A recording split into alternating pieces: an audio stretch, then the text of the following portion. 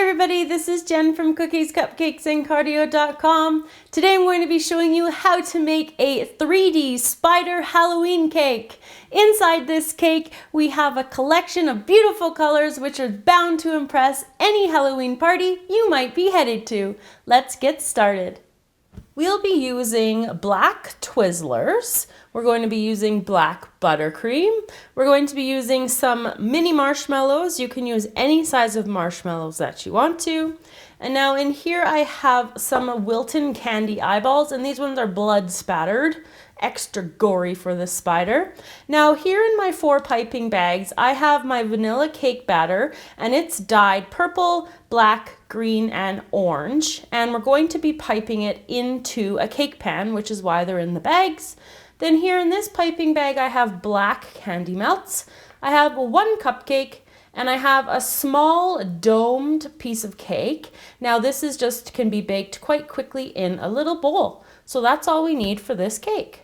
This cake batter is going to fit into 2 8-inch round cake pans, but in front of me I just have one, so I'm going to show you how to do one of the pans and then just repeat it for the second pan. So each of my bags I've cut off a little bit of the tip, and what I'm going to do is just squeeze them into a, you can spray it with parchment or spray it with Pam, and I've got parchment in the bottom there, and I'm just going to be putting any kind of pattern and squiggles into the cake like this. So I'm going to want to use up half of my batter, and then I'm going to put both of the cake pans into a preheated oven at 350 degrees.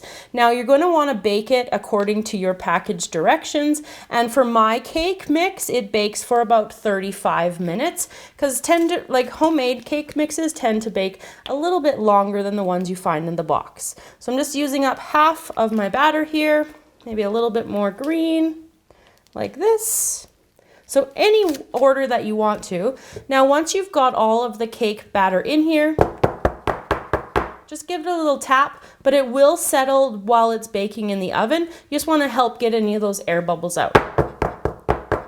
Now I'm going to put it into the oven, and I'll be back when the cakes are finished. Once the cakes have baked in the oven and they're cooled completely, you can level them. You can see the outside here is a little bit darkened, but once you level them and you take it off, you can see the nice bright colors that are left inside your cake. So what I'm going to do now is I'm going to take some of my black buttercream and I'm going to fill it on top so the cake has a nice buttercream filling in the middle. And then once I've got this on, I'm going to take my second layer, which I've already got sliced here, and I'm going to put it upside down onto this cake, and I'm going to cover the entire thing in my black buttercream. Once you've finished icing the cake, what you need to do next is melt your marshmallows. Now I'm going to put them into my microwave for about 30 seconds, and then I'm going to give them a stir, and then I'll put them in for another 30 seconds, and they should be melted at that point. But obviously, depending on the power of your microwave, you might have to be a little bit longer or even a little bit shorter. Be careful when the marshmallows are melted because they will be very hot.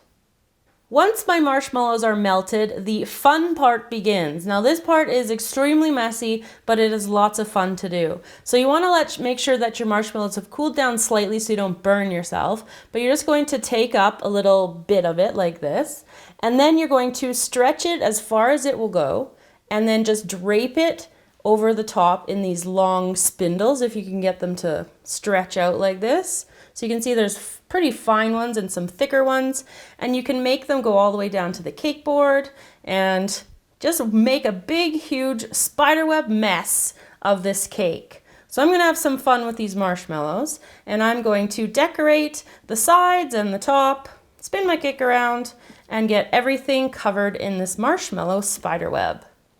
I have my cake covered in my gooey spider web now, and what I'm going to be doing for the next stage is I'm going to be using a Wilton 233 tip, also known as the grass tip, because I'm going to give the spider a little bit of a hairy texture. Now with the cupcake, I'm just going to cut a little piece off here, and I'm just going to, because that's where the piece is going to rest on top of the cake. What you do next is you take your round cake, which will be the spider's body, and you just put it on top there, and it will stick because the marshmallows are nice and sticky. And then with the flat part down, you're just going to place what will be the spider's head, just like that. And then using your bag with the tip, you're just going to squeeze and release and cover the entire spider with this black buttercream.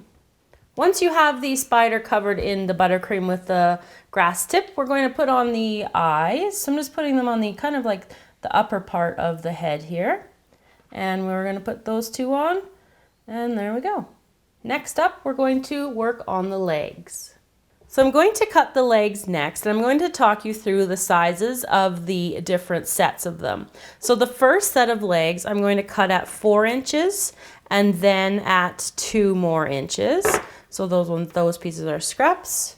And then the second set, so the second one's going the next in from the first, we're going to be at 4.5 inches and then 2.5 inches. Those are our second ones. And then our third set is going to be a little bit longer, and they're 4.5 inches and then 3.5 inches. Let's see it here. There we go. And then back to a little bit smaller for the leg that would be at the back of the spider. And that one is going to be 4 inches and then 2 inches. In order to get the legs to go together, I've put my melting wafers in my piping bag and I've melted it. And I'm going to use the black chocolate as glue. So I'm just going to put some there at the edge of the one stick and then put the other one there and just hold it until it will stand up on its own. So I'm going to repeat that for all of my legs. Once the legs have hardened, the chocolate joints here, what I did was I took a toothpick and I broke it in half, and I'm just going to put it up inside the Twizzler. And what that's going to do is it's just going to help when we put the legs into the spider. So now I'm going to put the legs onto the spider, and I'm just going to use the toothpick to help me press it into there. And I'm just going to try to evenly space them around the cake. So I'm going to slice into the cake and make sure that you guys can see what it looks like. And I will be back when I have done that. So there you go, everybody, how to make a 3D spider cake with a marshmallow spider web.